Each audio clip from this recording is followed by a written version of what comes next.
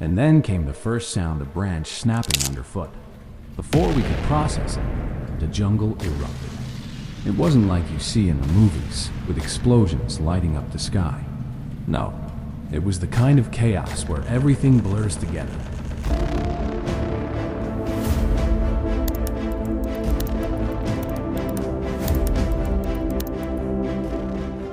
We were about halfway through our tour in Vietnam when I learned that every day there was a new version of the same hell.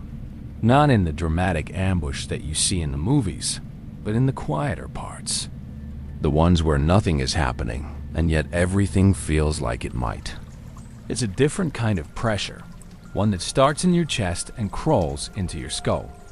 I was in the 1st Cavalry Division, not a line unit, but a heavy-hitting brigade in the 1960s that they called air cavalry. We had choppers, rockets, and enough firepower to level whole villages, but there was never enough for what the enemy had planned. We flew into jungle drop zones, either too hot or too quiet to tell where the enemy was. The helicopters would swoop in, and by the time the rotor blades stopped spinning, we were already jumping into the thick stuff. I remember one particular mission like it happened yesterday. It was a regular sweep to flush out VC from a suspected area near the Cambodian border. At first, it was the usual. The humidity suffocating us, the constant drone of mosquitoes, and the soft shuffle of boots in the dirt. We were about 12 clicks from the nearest base, miles of dense jungle between us and any sort of backup. The terrain was uneven. The trees twisted like broken fingers, and the earth felt alive beneath our feet.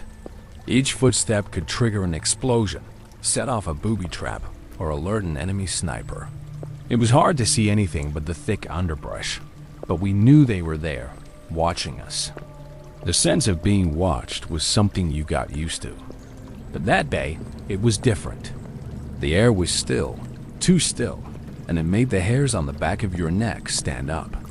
It was as if the jungle itself had paused. There was a tension hanging in the air, something that made you feel that the longer you were out here, the closer you were to the edge of something bad. By the time we got to the coordinates, the area was eerily silent. Keep it tight, keep it quiet. Sergeant Miller whispered over the comms. He was our point man, the one who knew how to move in and out of hostile areas without a sound. He had this natural way of blending into the environment, almost like he was part of the jungle. The rest of us followed him, moving with a discipline that felt like it came from a place deeper than instinct. Every move felt rehearsed, but we all knew that if something went wrong, it was the end of the script. We were trying to stay low, looking for signs of movement or fresh tracks. The humidity felt like a wet blanket. You could feel the weight of the jungle pressing down on your chest. The smell of decaying leaves and damp earth clogged your nose. And then came the first sound of branch snapping underfoot. Before we could process it, the jungle erupted. It wasn't like you see in the movies, with explosions lighting up the sky. No, it was the kind of chaos where everything blurs together. The crack of gunfire, the snap of trees, and the terrifying realization that you're not alone. The ground rumbled as if the earth itself was shaking under the weight of the fight. I had only been in country a few months, but that moment felt like I had already been here forever. The first round hit the ground close enough to send us all diving for cover. It was a rocket, maybe a grenade launcher, but it didn't matter. We hit the dirt, and that was when the sound of bullets started to pierce the air. The trees around us turned into targets, with tracer rounds lighting up the sky like angry fireflies. My rifle was jammed from the last firefight, so I dropped it and pulled out my knife. The switch had been flipped. This wasn't a drill anymore. The guy next to me, Private Harris, was yelling. "They're everywhere. They're in the trees." And I could barely make out his silhouette before he disappeared into the chaos. He wasn't the only one. Every man around me was moving like they had been through this before. That's when you stop being a soldier and become something else. You become instinct. You become noise in the jungle, trying to figure out where the shots are coming from, where your men are, and how you stay alive. We were trapped in the middle of it. The canopy above us was dense, but the enemy could shoot straight through the trees and find us like we were standing still. We couldn't see them, but they could see us. Our chopper gunships had arrived by that point, but the trees were thick enough that they couldn't get a clean shot.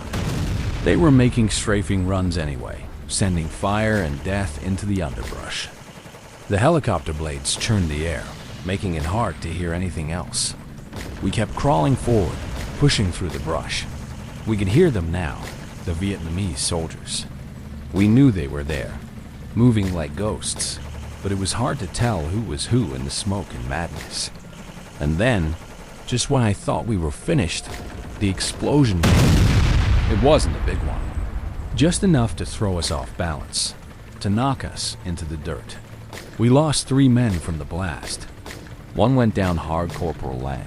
I remember crawling to him, feeling the mud and the dirt stick to my body as I reached for him, but he was already gone.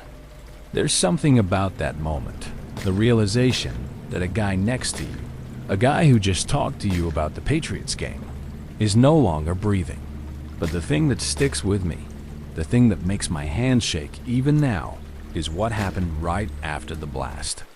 We had no more radios, no way to contact our chopper, no more artillery support. The jungle closed in around us. We decided to move out. It wasn't brave. It wasn't heroic. It was just something we did, because it was the only option left. We moved through that jungle for hours, firing every now and then when we heard a noise. Each step felt like a decision. Every single step could have been the one that triggered another ambush. Eventually, we made it back to the extraction point. But it wasn't over. Nothing was ever over. There's a part of you that stays in the jungle, even when you're back home. A part of you that is always listening for the crack of a twig or the sound of distant gunfire. You learn to live with it or you don't.